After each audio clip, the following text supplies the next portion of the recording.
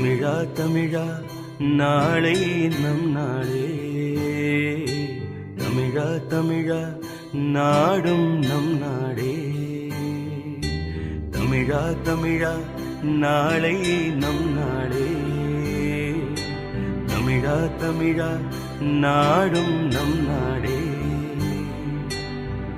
என் வீடு தாய் தமிழ்நாடு என்றே சொல்லடா, என் நாமம் இந்தியன் என்றே என்றும் நில்லடா. தமிழா தமிழா நாளை நம் நாடே, தமிழா தமிழா நாடும் நம் நாடே.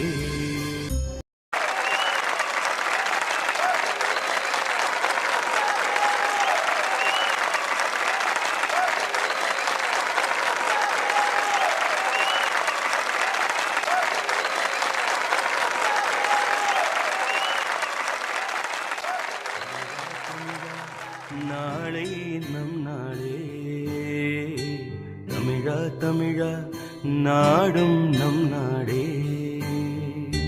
தமிழா தமிழா நாளை நம் நாடே, தமிழா தமிழா நாடும். மதிப்பிற்குரிய நடுவர் ஐயா பாப்பை அவர்களுக்கும் மற்றும் அனைவருக்கும் சுதந்திர தின நல்வாழ்த்துக்கள். ரீல்ஸ் மற்றும் ஷார்ட்ஸ் நன்மை அளிக்கிறதா தீமை அளிக்கிறதா? இந்த மாதிரி ஒரு தலைப்பு எதிர்கட்சிகிட்ட கொடுத்தா அவங்களுக்கு கொண்டாட்டம் தான். அதுவும் நம்ம எதிர்கட்சி தலைவி கூடி இருக்காங்க இல்லையா, அவங்களுக்கு கொண்டாட்டம் தான். ஏன்னா அவங்களுக்கு பகல்லையே பசுமாடு தெரியாது, ஆனால் இருட்டில் எரும மாடு தெரியாத ஓடுவாங்க. பகலிலே நன்மை என்னும் பசுமாடு அவர்கள் கண்களுக்கு தெரியாது, ஆனால் இருட்டிலே தீமை என்னும் எருமை மாட்டை நோக்கி கொண்டுதான் அவர்கள் ஓடிக்கொண்டிருப்பார்கள். எது தீமை, எதில் இல்லை தீமை? மனிதனின் மகத்தான கண்டுபிடிப்புன்னு நம்ம எதை சொல்கிறோம்? நெருப்பு. அதில் இல்லையா தீமை? தீ சுடுகிறதே என்று சமைக்காமல் இருக்கிறோமா? கூடி கேட்டு பாருங்க, அவங்க வீட்டில் பிரியாணி மணக்கும், 2 நாளைக்கு ஒருக்கா சிக்கன் பிரியாணி. ஏன் நம்ம தீமை நிறைந்திருக்கிற நெருப்பையே பயன்படுத்தி சமைக்கணும்? அப்புறம் கொப்பாசெட்டிக் அவங்க சொன்னாங்க, குழந்தைங்களோட அட்டென்ஷன் ஸ்பேன் ரொம்ப கம்மியாகுதான். ஒரு மாதிரி ஸ்டடீஸில் ஃபோக்கஸே பண்ண முடியலையா. குழந்தை அங்கே ஓடுதான் இங்கே ஓடுதான். ஏங்க ஓடினா தாங்க குழந்தை. அப்புறம் குழந்தைங்கள மட்டும் இல்லை, பெரியவங்களை கூட அதெல்லாம் பாதிக்குது. ஹஸ்பண்ட் அண்ட் ஒய்ஃபுக்கு டைவோர்ஸே வந்துருச்சான். ஏங்க ஒரு மனசாட்சி வேணாங்களா? அதுக்கப்புறம் இந்த காலத்தில் 5 வயசு குழந்தை கூட மஜாவா இனிக்கிறியன்னு பாட்டு பாடுதான். அந்த காலத்தில் கூட தான் ஏஆர் ரஹ்மான் அவர்கள் மியூசிக் போட்டார், அஞ்சலி அஞ்சலின்னு ஒரு பாட்டுக்காக. அந்த பாட்டு பார்த்தீங்கன்னா ஆரம்பத்தில் ஒரு 2 நிமிஷத்துக்கு பாட்டே ஆரம்பிக்காது. ஹீரோ சாக்ஸோஃபோன் வாசிக்க, அந்த பக்கம் ஹீரோயின் அவங்க ஜக்கூசியில் படுத்துட்டு, அந்த காட்சியெல்லாம் நம்மளோட நடுவர் ஐயாவுக்கு கிடச்சுன்னு வச்சுக்கோங்களேன், அருமையான கவிதை எழுதுவார். ஜக்கூசியின் மேல் ஒரு பனிமலை, அந்த பனிமலையின் மேல் ஒரு சோப்பு மழை அப்படின்னு கவிதை அள்ளி தெளிச்சிருப்பார். அப்படி ஒரு அழகான ஒரு காட்சி. அதில் பார்த்தீங்கன்னா ஹீரோ சாக்ஸோஃபோன் வாசிப்பார், அந்த ஹீரோயின் லாலலான்னு பாடுவாங்க. ஸோ எஸ்பிபி என்ட்ரே ஆக மாட்டார். 2 நிமிஷம் 17 செகண்ட் கழிச்சு தான் எஸ்பிபியே வருவார், அஞ்சலி அப்படின்னு வருவார். ஆனால் இந்த காலத்து பசங்களுக்கு அது நடுவில் வர ஒரு சீக்வன்ஸ், அழகியே உனை போலவே அதிசயம் இல்லையே, அஞ்சலி பேரை சொல்லி அவிழ்ந்தது முல்லையே, கார்த்திகை மாதம் போனால் கடுமழை இல்லையே, கண்மணி நீ இல்லையே, கவிதைகள் இல்லையே. அவ்வளோதான். இந்த 20 செகண்ட் ஒரு 4 வரிகள், இது போதும் நம்ம பசங்களுக்கு. அப்படியே ஒரு ரீல்ஸ் ஆக்கி அதில் 2 ஸ்டெப்பை போட்டு பொண்ணுங்களை இம்ப்ரெஸ் பண்ணி போய்கிட்டே இருப்பாங்க. யாருக்கு தேவை 9 நிமிஷம் 21 செகண்ட் பாட்டு? இந்த காலத்து பசங்களுக்கு தேவையே இல்லைங்க. இதுதான் முன்னேற்றம், இதுதான் வளர்ச்சி. ஆகவே நடுவர் ஐயா அவர்களே, காலம் என்பது ஏர்பூட்டி மண்ணை உழும் விவசாயி அல்ல, ராக்கெட்டிலே நிலாவிற்கு சென்று தண்ணீர் உள்ளதா என்று ஆராயும் விஞ்ஞானி அது. தன்னை மேம்படுத்தி கொண்டேதான் இருக்கும், நாமும் நம்மை மேம்படுத்தி கொண்டேதான் இருக்க வேண்டும். ரசிகர்களை 2.5 நிமிடங்கள் வெறும் சாக்ஸோஃபோன் இசையினால் மட்டுமே என்னால் கட்டி போடவும் முடியும். காலத்திற்கு ஏற்றார் போல் என்னால் முன்னேறி கொண்டு வெறித்தனமாக வெறித்தனம் என்று இசையமைக்கவும் முடியும் என்று நிரூபித்த ஏஆர் ரஹ்மானை போல நாமும் முன்னேறி செல்வோம். ஆகவே ரீல்ஸ் மற்றும் ஷார்ட்ஸ் முன்னேற்ற பாதையில் எடுத்துக்கொண்டு நாமும் வளர்ந்து நம் சமூகத்தையும் வளர வைப்பது நமது கைகளில்தான் உள்ளது, நமது கைபேசிகளாக உள்ளது. நல்லதை மட்டுமே நினையுங்கள், நல்லதை மட்டுமே எடுத்துக்கொள்ளுங்கள், நல்லதே நடக்கட்டும். நல் மதிப்பிற்குரிய நடுவர் அவர்களே, நல்ல தீர்வை மட்டுமே வழங்குங்கள் என்று தாழ்மையுடன் கேட்டுக்கொண்டு நல்ல வாய்ப்பிற்கு நன்றிகள் கூறி விடைபெறுகிறேன். நன்றி, வணக்கம்.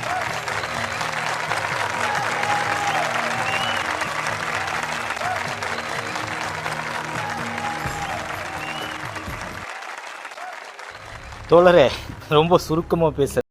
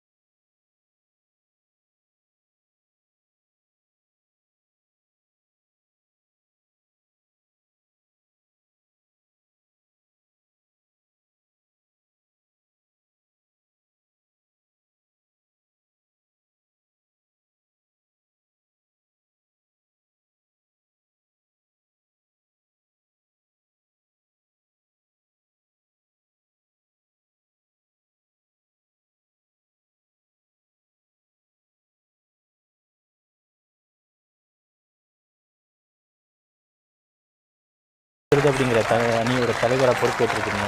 உங்களுடைய வாதத்தை அப்படியே வந்து முன் வச்சிங்கன்னா அதையும் கேட்டுட்டு நம்ம அடுத்து தீர்ப்பு சொல்கிறதுக்கு போயிடலாம். இந்த நாட்டாமை வேறு சொம்பு வச்சுட்டு ரொம்ப நேரமாக காத்துக்கிட்டு இருக்கீங்க தீர்ப்பு சொல்கிறதுக்கு. கடைசியில் யாரும் வந்து நாட்டாமை தீர்ப்பு மாற்றி சொல்லக்கூடாது. ஏன்னா இந்த நாட்டாமைக்கு நீதிடா, நேர்மைடா, நியாயம்டாங்கிறது தான் முக்கியம் அப்படிங்கிறத உங்களுக்கு சொல்லிவிட்டு உங்களுடைய வாதத்தை முன்வைக்க வருமாறு ஒரு குடி அவர்களை கூப்பிட்றேன். வாங்க தோழி குடி அவர்களே.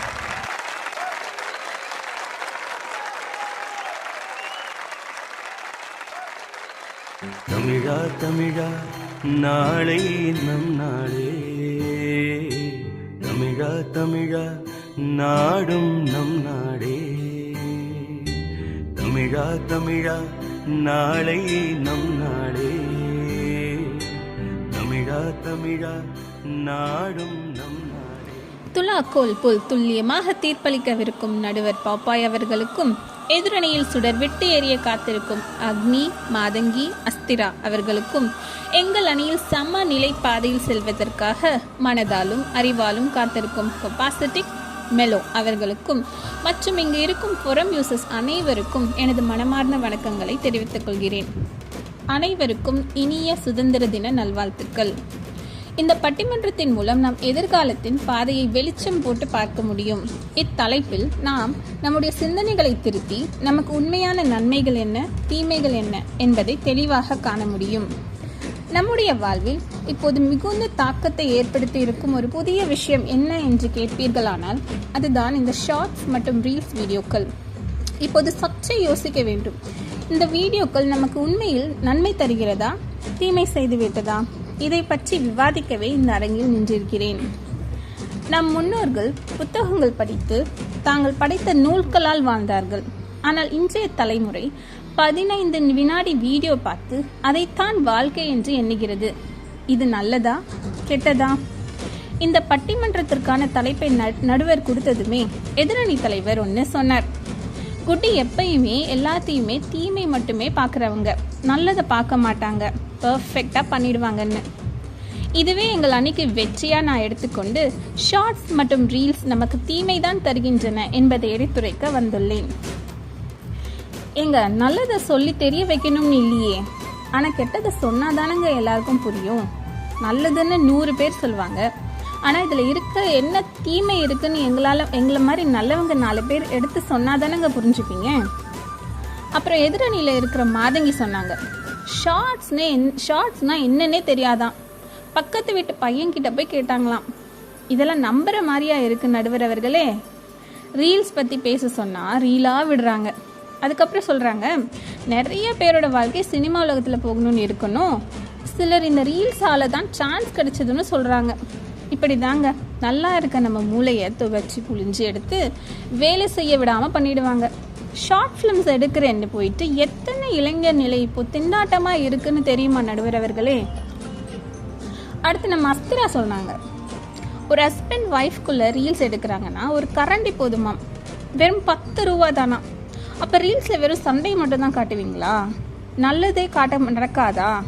இதையும் நீங்கள் தான் உங்கள் வாயால் சொல்லிட்டீங்க. அப்புறம் சொன்னாங்க, பணமே செலவாகாதுன்னு. இந்த மாதிரி ரீல்ஸ் எடுக்கிறதுக்காக எத்தனை பேர் கடன் வாங்கி படத்தில் காட்டுற அதே லொக்கேஷன் போயிட்டு அதே காஸ்டியூம் வாங்கி செலவு பண்ணி பார்க்க போகிற அந்த 30 செகண்ட்ஸ் வீடியோக்கு நாயாக அலைஞ்சு இருக்கிறாங்கன்றது உங்களில் எத்தனை பேருக்கு தெரியும்? பாப்கார்ன் வாங்க செலவு ஆகும்னு சொல்கிறீங்க. நம்ம குடும்பத்தோட ஒன்றா சினிமாவுக்கு போகாமல் எல்லா பந்தங்களையும் உதறி தள்ளிட்டு தனிமையில் ரீல்ஸ் பார்க்குறவங்களோட நிலைமையை கொஞ்சமாவது யோசிச்சு பார்த்தீங்களா? நாம் இதை விஞ்ஞானம் என்கிறோம், நவீன தொழில்நுட்பம் என்கிறோம். ஆனாலும் இந்த விஞ்ஞானமும் தொழில்நுட்பமும் நம்மை ஒரு சிறிய வலையில் சிக்க வைத்துள்ளது என்பதை நாம் மறந்துவிடக்கூடாது. கற்றுக்க நஞ்சாமை வேண்டும் பிரிது கற்றதுவும் இழந்துவிடும். கற்றல் என்பது குறைவில்லாமல் தொடர வேண்டும், இல்லையெனில் அது இழந்து போகுமாம், திருவள்ளுவரே சொல்லியிருக்காரு. ஆனால் இன்றைய குறும்படங்கள் நம்முடைய மனதை குறைந்த நேரத்தில் கவர்ந்து அதன் பின் எதுவும் இல்லாமல் ஆக்கிவிடுகின்றன. ஒரு சுவாரஸ்யமான கதையை அல்லது சுவையான உணவை அனுபவிக்க வேண்டிய நேரத்தில் கூட இந்த வீடியோக்கள் நம்மை பிடித்து வாட்டி எடுத்து கொண்டிருக்கிறது. இப்படி தாங்க ஒரு வீட்டில் மனைவி தன் கணவருக்கு பிடிக்குமேனு வகை வகையாக சமைச்சு எடுத்துட்டு வந்து கணவருக்கு பரிமாறுறாங்க. ஆனால் கணவர் என்ன பண்ணுறார்? கையில் மொபைலை வைத்து கொண்டு ரீல்ஸ் பார்த்துட்டே சாப்பிட்றார். ருசி எப்படி தெரியும்? இதை அந்த மனைவி கேட்டதுக்கு அவர் என்ன சொல்லியிருக்கார் பாருங்க, எப்போதும் ரீல்ஸ் பார்த்துட்டா போதுமாம், சீரியஸான விஷயங்கள் எல்லாம் மறந்துடுவாராம். அப்புறம் எதுக்குங்க சாப்பிட்றீங்க? ரீல்ஸ் பார்த்துட்டே இருத்துட வேண்டிதானே. இதில் அவர் மனநிலை என்ன என்று அறிய முடியும். ஆழமற்ற இந்த ரீல்ஸ்களை பார்த்து என்னவாகிறது? நம் பார்வையும் சிந்தனையும் எல்லாம் மேலோட்டமாக அல்லவா ஆகிவிட்டது. முக்கியமான விஷயத்தையும் கவனம் செலுத்தும் திறனை இழந்து விட்டோம். மறுபடியும் நாம் பார்க்க வேண்டியது என்னவென்றால், இந்த வீடியோக்கள் நம்முடைய கலாச்சாரத்தையும் சீரழிக்கின்றன. இவை நாம் வாழ்ந்து வந்த வாழ்க்கையை மாற்றுவதோடு நம்முடைய மரபுகளை மறக்க செய்கின்றன. கடைசியாக நான் நீரில் பார்த்த ஒரு சம்பவம், அதை பற்றி கூறிவிட்டு செல்லலாம் என்று இருக்கிறேன். என் அத்தைக்கு முட்டி வலி. சரி ஹாஸ்பிட்டல் கூட்டு போகலாம் அப்படின்னு சொல்லிட்டு ஆர்த்தோ டாக்டர்கிட்ட கூட்டிகிட்டு போனேன். ஒரே கூட்டம் நடுவர் அவர்களே. சுமார் 2 மணி நேரம் கழித்து தான் டாக்டரை பார்க்க முடிஞ்சுது. அது வரைக்கும் நான் சும்மா இருக்கணும் இல்லையா, என்னால் முடியல. சுற்றி முற்றும் பார்த்தேன், நிறைய சின்ன பசங்க. ஒரு சில 2 பேர் தான் ஃப்ராக்சர்னு டாக்டரை பார்க்க வந்திருக்காங்க. டாக்டரை பார்த்துட்டு வரும்போது ரிசப்ஷனில் பே பண்ணிவிட்டு ஆளுக்கு ஒரு க்ளவுஸ் மாதிரி ஒன்று இருந்துச்சு. ஏதோ வாங்கி 2 கையிலையும் போட்டு விட்டாங்க. இது ஒருத்தருக்கு மட்டும் இல்லை நடுவர் அவர்களே, அங்கே இருக்க எல்லா சின்ன பசங்களும் இதே தான். எனக்கு ஒரே கியூரியாசிட்டி, என்னவா இருக்கும்? சரி பக்கத்தில் இருந்தவங்க கிட்ட கேட்டு பார்த்தேன். அதுக்கு சொல்கிறாங்க, மொபைலில் நிறைய ரீல்ஸ் பார்த்துட்டு அந்த மொபைலை தேய்ச்சி கட்டை விரல் இருக்கு பாருங்க, அசைக்க முடியாத வலியாம். இதெல்லாம் தேவைதானா? இன்றைக்கு இருக்கிற காலகட்டத்தில் ஒரு ஆய்வு எடுத்தாங்க நடுவர் அவர்களே.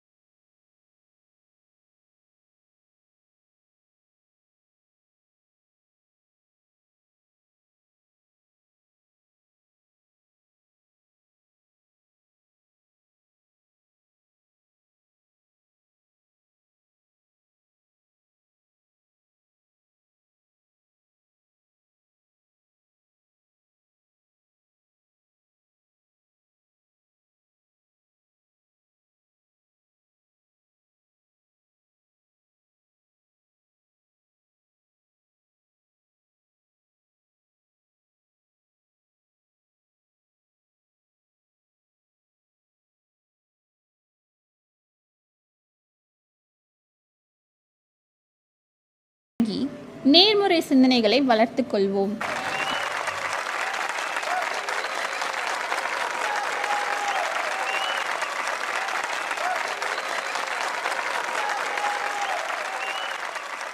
தோழி குட்டி அவர்களே, உங்களுக்கு அக்னி மேலே அப்படி என்ன தான் வன்மம்னு எனக்கும் தெரிய மாட்டேங்குது. நிறைய நேரங்கள் நிறைய தருணங்களில் நீங்கள் அவரை என்ன சொல்கிறதுனா ஒரு குத்தாமல் இருக்கவே மாட்டேங்கிறீங்க.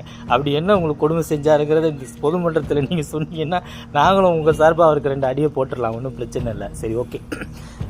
தோழர் அக்னியோட பேச்சை வச்சு உங்கள் பக்கம் தீர்ப்பு வந்துடும், நீங்களே தீர்ப்பு சொல்லிட்டீங்க. ஆக்சுவலாக யார் நல்லா பேசுகிறாங்கங்கிறதெல்லாம் இந்த பட்டிமன்றத்தோட நோக்கம் இல்லைங்க. இந்த நோக்கம் எல்லாமே கருத்துக்கள் என்ன சொல்கிறீங்களோ அதை பொறுத்து தான் தீர்ப்பு இருக்கும். ஸோ நீங்கள் வெற்றியாளர்னு நீங்களாம் முடிவு பண்ணக்கூடாது, உங்களுடைய கருத்து தான் முடிவு பண்ணணும். புத்தகம் படிக்கிறத பற்றி சொல்லியிருக்கீங்க, உண்மைதான். ஒரு காலத்தில் அந்த புத்தகத்தை பற்றி நிறைய விஷயங்கள் நான் படிச்சிருக்கேன். நான் நிறையா இந்த புத்தகங்கள் வாசிப்பு அப்படிங்கிறது அது சாதாரண விஷயம் இல்லை, அது ஒரு தவம். எல்லாருக்கும் அது கிடைக்காது.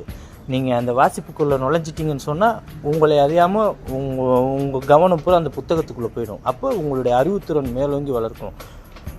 ஒரு கோட் கூட நான் படிச்சிருக்கேன், தொட்டு தொட்டு பார்த்தால் அது வெறும் புத்தகம், தொடர்ந்து படித்தால் அதுதான் உன் வெற்றியின் ஆயுதம் சொல்லி ஒரு கோட். உண்மைதான். அந்த மாதிரி நிறைய விஷயங்கள் நம்ம தெரிஞ்சுக்கக்கூடிய இந்த வாசிப்புங்கிறது ரொம்ப உன்னதமான ஒரு விஷயம். அதையெல்லாம் இன்றைக்கி தூக்கி தூரமாக வீசுகிற அளவுக்கு இந்த ஷார்ட்ஸ், ரீல்ஸ், வீடியோக்கள் நம்மளெல்லாம் ஆட்கொண்டுருச்சு, நம்மளை அடிமைப்படுத்திருச்சு. இன்றைக்கி இளைஞர்கள் இந்த 15 to 30 நிமிஷம் 30 செகண்ட் வீடியோக்களில் தான் இந்த உலகமே இயங்குது. இந்த உலகத்துடைய மொத்த கருத்தும் அந்த 30 நொடி வீடியோவில் இருக்குது அப்படின்னு சொல்லி தான் நினச்சிக்கிறாங்க. உண்மைதான். அந்த மாதிரியான விஷயங்கள்னால ஆட்பட்டு போய் தானே இன்றைக்கி அதை போய் 24 மணி நேரம் அதையே பார்க்குற மக்கள்லாம் இன்றைக்கி அதிகமாக்கிட்டு இருக்காங்க. ஒரு குழந்தைக்கு சர்க்கரைனா அது இனிக்கும் அப்படிங்கிறத அது காலப்போக்கில் உணரும். ஆனால் எதில் விஷயம் இருக்குன்னு நம்ம தான் சொல்லிக் கொடுக்கணும். அது அப்படி இல்லாமல் நீ இது இதில் விஷம் இருக்குது, இது இதில் இனிக்கும் அப்படின்னு நீ சொல்லிக் கொடுக்காம அதை தெரிஞ்சுக்க முடியாது. அப்படி சொல்லிக் கொடுக்குறதுக்கு நிறைய பிளாட்ஃபார்ம் இருக்குது. ஆனால் இந்த மாதிரியான ரீல்ஸ், ஷார்ட்ஸ், வீடியோக்கள் என்ன பண்ணுதுன்னா தவறான முன்னுதாரணமாக இருந்து தங்களுக்கு தெரிந்த கருத்துக்கள் தான் சரிங்கிற மாதிரி மக்கள் மனசில் கொண்டு போய் திணிக்குது அப்படிங்கிற மாதிரியான உங்கள் வாதம்லாம் அழகான வாதம் தான். முன்னாடிலாம் குடும்பத்தோடு சினிமா பார்ப்போம். நான் எங்கள் வீட்டில் அந்த மாதிரி தான் வாடகைக்கு கேசட்டு, இந்த டிவி டெக்கெல்லாம் எடுத்துகிட்டு ரீல் கேசட் இருந்த காலகட்டத்தில் நாங்கள் படம் பார்த்துருக்கோம். எம்ஜிஆர் படங்களை பார்த்தோன்னா எங்கள் அப்பா சொல்லுவார், அந்த கத்தி எடுத்த எம்ஜிஆர்ட்ட குடுறா அப்படின்னு அப்படியே அந்த மாதிரி ஸ்லாகிச்சு குடும்பமாக பார்த்த காலம்லாம் இருந்தது. இன்றைக்கி ஆளுக்கு ஒரு வீட்டுக்குள்ளே ஃபோன் எடுத்துகிட்டு ஒவ்வொரு மூலையில் அவங்க என்ன பண்ணுறாங்கன்னு அவங்களுக்கும் தெரியல, சுற்றி இருக்க அடுத்தவங்களுக்கும் தெரியல. என்னமோ நடக்குது, ஏதோ ஓடுது அப்படிங்கிற மாதிரி வாழ்க்கையை ஓட்ட ஆரம்பிச்சிட்டாங்க. அந்த மாதிரியான சந்தோஷங்கள் எல்லாம் இன்றைக்கி மக்கள் அப்படியே இழந்துட்டாங்க. அப்படிங்கிறதெல்லாம் ரொம்ப வேதனைக்குரிய விஷயம். அதையெல்லாம் முன் வச்சு தன்னுடைய வேதனையை இங்கே வெளிப்படுத்தி பேசியிருக்காங்க தோழி குட்டி அவர்கள். சரி, இப்போ நம்ம தீர்ப்பு சொல்கிறதுக்கான நேரம் வந்தாச்சு. பிறப்புக்கும் எல்லா உயிர்க்கும் அப்படின்னு நம்ம திருவள்ளுவர் சொன்னது போல் பிறக்கின்ற எல்லா உயிர்களுக்கும் பொதுவான இந்த உலகத்தில் குழந்தையாக பிறந்து வளர்ந்து முதியோராகி கல்லறைக்கு போகிற காலம் வரைக்கும் இந்த ஒவ்வொரு மனிதன் கூடயும் நிறைய விஷயங்கள் சேர்ந்து பயணிக்குது. அப்படி இந்த பயணிக்கக்கூடிய அதிகமான விஷயங்கள் ரெண்டும் சேர்ந்ததாக இருக்கும். ஒன்று தீமை, ஒன்று நன்மை. ஆக்சுவலாக உலகத்துடைய பேசிக்கே என்னன்னு கேட்டிங்கன்னா நன்மை தீமை இரண்டும் கலந்தது தான் இந்த உலகம். இந்த உலகத்தில் நன்மையும் இருக்கும், தீமையும் இருக்கும். அது பார்க்குறவங்க பார்வையை பொறுத்தது, எடுத்துக்கிறவங்களுடைய வாழ்க்கையை பொறுத்தது. அதுதான் அது நன்மையாக அவங்களுக்கு தீமையாங்கிறத தீர்மானிக்குது. ஒரு உதாரணமாக சொல்லணும்னா, ஒரு மாணவன் இருக்கான். அந்த மாணவன்கிட்ட தன்னுடைய கருத்துக்களை ஒரு ஆசிரியர் திணிக்கிறாருன்னு சொன்னால் அந்த கருத்துக்களை அவன் எந்த மாதிரி எடுத்துக்கிறாங்கிறது தான் ரொம்ப முக்கியம். அவர் சொன்ன கருத்துக்களில் ஆழ்ந்து கவனம் செலுத்தி படித்து புரிஞ்சு அதன் மூலயமா அவனுடைய வாழ்க்கையை ஆரம்பித்தான்னு சொன்னால் அவனுடைய வாழ்க்கை வெற்றியை நோக்கி போகும். அவருடைய சொல்கிற கருத்தில் எந்த அர்த்தமும் சொல்ல அப்படின்னு சொல்லி ஒதுங்கி போகிற மனிதனாக இருந்தால் கண்டிப்பாக அவனுடைய வாழ்க்கை தோல்வியில் தான் போய் நிற்கும். எந்த காலகட்டம் இருந்தாலும் அவனோட வெற்றி அவங்ககிட்ட உறுத்தாக இருக்காது, தோல்வி மட்டும்தான் அவன்கிட்ட மிச்சமாக இருக்கும். ஸோ நம்ம எதை எடுத்துக்கிறோம், எதை விடுறோம் அப்படிங்கிறது தான் ரொம்ப முக்கியம் எல்லாருக்கும். ஒரு கரண்ட்டை கண்டுபிடிச்ச காலத்துலேருந்து இன்றைக்கி வரைக்கும் எல்லா வீட்லேயுமே கரண்ட் இருக்குது. கரண்ட்டுனா ஷாக் அடிக்கும், கரண்ட்டுனா ஆபத்து, மழை நேரங்களில் அந்த மின்கம்பத்தை தொடாதீங்க அப்படின்னு அறிவுரைகள் நிறைய நம்ம படிக்கிறோம். இதெல்லாம் அதோட ஆபத்தை நமக்கு குறிக்குது. ஆனால் அதிலேருந்து நம்மளை எப்படி தற்காத்துக்கிறோம், அப்போ இந்த மழை நேரம் பெஞ்சால் ஒரு போஸ்ட் மரத்துக்கு போய் நம்ம தொடக்கூடாது, மழை நேரம் நம்ம சுவிட்சு அந்த ஈரக்கையோட சுவிட்சை தொடக்கூடாது அப்படிங்கிற ஒரு அவேர்னஸ் நமக்குள்ளெல்லாம் க்ரியேட் ஆகிடுச்சு இல்லையா? அந்த மாதிரியான ஒரு அவேர்னஸ் தான் அந்த தீமையிலேருந்து அதோட நன்மையை மட்டும் நம்ம எடுத்துக்கிறதுக்கு நமக்கு வலியுறுத்தி கொடுக்குறது. அந்த தீமை மட்டும் நம்ம பார்த்தோம்னு சொன்னால் அதை பயன்படுத்தாமல் இருக்கணும். நம்மளால் இன்றைக்கி காலகட்டத்தில் இருக்க முடியுமா? உள்ள வீட்டுக்குள்ளே நுழைஞ்சோன்னே வெயில் காலத்தில் வெக்கையாக இருக்குது, போய் ஏசியை போடுறோம். அந்த ஏசியிலேருந்து போகக்கூடிய வாயு ஓசோன் மண்டலத்தை ஓட்ட போடுதுன்னு சொல்லி அறிவியல் சொல்லுது. ஆனால் அதை பற்றி நம்ம என்றைக்காவது கவலைப்பட்டிருக்கோமா? அந்த ஓசோனில் ஓட்ட விட்டால் இன்னும் வெயில் அதிகமாக தான் ஆகும், இன்னும் உங்களுடைய வெப்பநிலை அதிகரிக்கும், இன்னும் வெக்கையை கொடுக்கும். இருந்தாலும் அந்த நேரம் அந்த சுகத்தை அனுபவிக்கிறதுக்காக அந்த நம்ம ஏசியை போடாமல் நம்ம இருக்கிறதே இல்லை. அப்படித்தான் நம்ம எல்லா விஷயத்துலையும் அதோட தீமையை ஒதுக்கி வச்சுட்டு அதோட நன்மையை மட்டும் நம்ம பயன்படுத்தோம். அதே மாதிரி தான் இந்த ஷார்ட்ஸ் வீடியோவிலையும் உங்களுக்குன்னு சில நன்மைகளும் இருக்கும், சில தீமைகளும் இருக்கும். அன்னப்பறவைக்கிட்ட ஒரு பாலையும் தண்ணியும் கலந்து வச்சு அதுக்கிட்ட கொடுத்தீங்கன்னா அது பாலை மட்டும் குடிச்சிட்டு தண்ணி அப்படியே விட்டுரும். அந்த மாதிரி அந்த அன்னப்பறவை போல் நாமெல்லாம் இருந்து இதில் இருக்க தீமைகள் எல்லாம் ஒதுக்கி வச்சுட்டு நன்மைகளை மட்டும் எடுத்தோம்னு சொன்னால் என்றைக்கும் இது நமக்கு வெற்றியை மட்டும்தான் தரும், தோல்வியை தராது. ஸோ ரெண்டுமே இருக்கும், நன்மையும் இருக்கும், தீமையும் இருக்கும். நம்ம எப்படி எடுத்துக்கிறோங்கிறது நம்ம மனநிலையை பொறுத்து. ஸோ நன்மையை மட்டுமே எடுத்துக்கொள்ளக்கூடிய மனிதர்களாக நாம் எல்லாம் வளர்ந்து மென்மேலும் இந்த அவைக்கும் இந்த மக்களுக்கும் பெருமை சேர்க்கும் விதமாக நம் செயல்களை புரியணும் அப்படின்னு சொல்லி மறுபடியும் உங்களுக்கு எல்லாம் சுதந்திர தின வாழ்த்துக்களை சொல்லி விடைபெறுகிறேன். நன்றி, வணக்கம். தமிழா தமிழா நாளை நம் நாளே.